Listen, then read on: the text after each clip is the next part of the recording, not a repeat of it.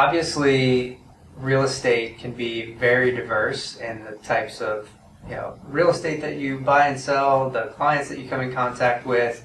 What's been like one of the most challenging things that you've dealt with or that you come across in being a real estate agent and building a team and having a business in real estate?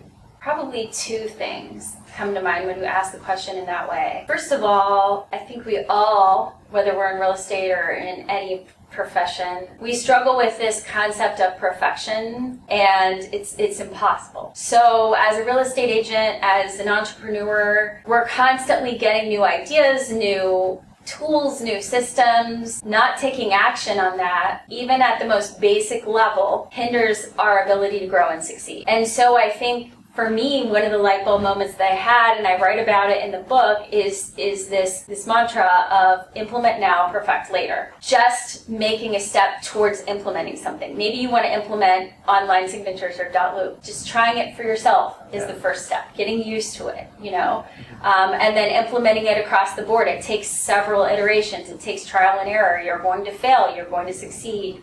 Over and over again, but you have to move forward. You have to get uncomfortable in order to grow. Sure. And that's, I think, what a lot of real estate agents fail to do is they're stuck in this perfectionism and they can't get past that. Okay. So, implement now, perfect later is key. Yeah.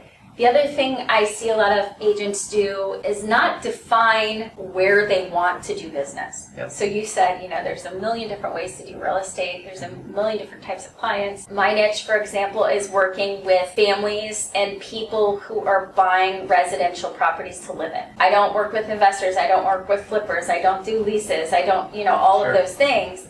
Because I know that my focus and what I'm really good at is working with families and individuals that want to live in the house that they're buying. And by focusing there, you can really curate an experience for families who want to live in a particular home. If you spread yourself too thin, you may not be able to really deliver on that custom experience. Exactly. So sometimes people get confused and they say, well, why can't you help me rent? Yeah. It's real estate. Your license covers it. And I always tell people, okay, so real estate is like athletics. Mm-hmm. I'm a tennis player. There's football, there's soccer, there's baseball, there's all kinds of sports out there, right? I don't know the rules to play football. So asking me to move out of the residential realm and help someone with a lease, they're really not getting the best possible person to help them. Sure. So I have this team of people that I will go to, and I have a leasing person, I have an investor person, I have somebody that handles short sales, all of those things that I'm not the best at, but I found the best and I can connect them with it. So while I would like to help everyone, they're not truly getting the best experience. And the sooner a real estate agent can come to grips with the fact that they cannot be everything to everyone, and they identify what they enjoy, what they're good at, and where the business is, that's going to be the best move for them to focus in on. So you mentioned you have a lot of experts that work with you and you utilize those for different things. I think teams are the way of the future of the growing real estate industry. We've seen the industry change quite a bit, and teams continue to come up over and over again. So I'm curious to our listeners out there, if you could give them one piece of advice for wanting to take your real estate business above just yourself and start adding team members and building a team, someone who's been successful at it, how would you recommend somebody go about that? Okay, so I have to be honest here. I don't think that everybody's meant to have a team. Okay. I think... And why? Because it's very challenging. Yeah. It's very challenging. I think 97% of agents out there should stay solo. I think there's ways to grow your business without adding human beings to it. When you bring on a team member, you're then responsible for that person, bringing in the leads, making sure that they have integrity, training, all of those things, right? That adds a whole nother job to the lead agent and a whole nother batch of stress and expenses to that. So what I like to encourage before you start adding people and team members is to think about it in a different way. Yes, I do have a buyer's agent and I do listings. Those are our specialization. In our business, we also have hired a transaction coordinator. That is a person that can work for other real estate agents also. And they help us get our files from the time that we go under contract until the closing. We pay that person a fixed cost per closing. So if we don't have a closing, we don't have a cost. Sure. Right? Okay. That's what keeps it manageable for agents, is not paying a salary, not paying an hourly wage. It's paying per transaction.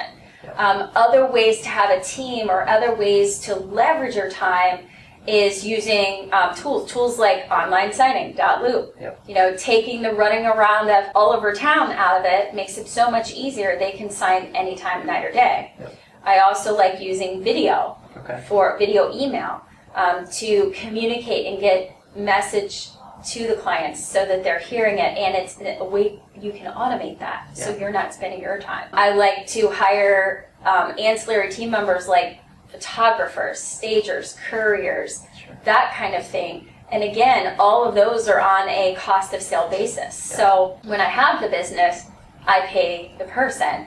And the reason why I'm saying this is because so many agents, it's an ego thing, right? I want to have a team, I want to have these people, right? But you have to pay those people. Right. And once you realize how stressful that is, and how much you have to do to bring in enough business to cover those people, kind of there's a breaking point, and a lot of times they'll go back to the basics. And the basics are just taking it more simply.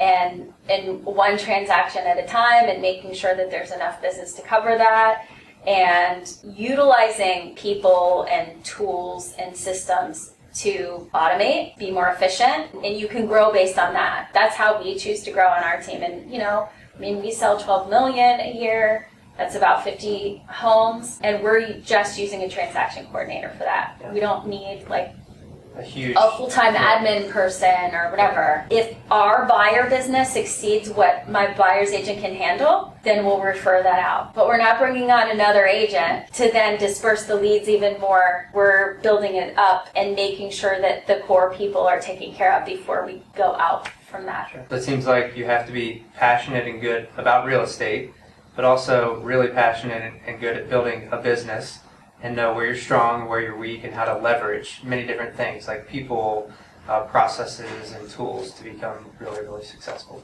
Absolutely. You've got to be honest with yourself about what you excel at and what you don't, and then find people that are good at those things, and that's a team. Amy, I want to thank you again very much for not only being a great partner of dotloop's for so many years, but also just spending the time with me today, sharing your experience, giving all of our viewers some great advice and insight into your life, your business, and how to create a great real estate practice.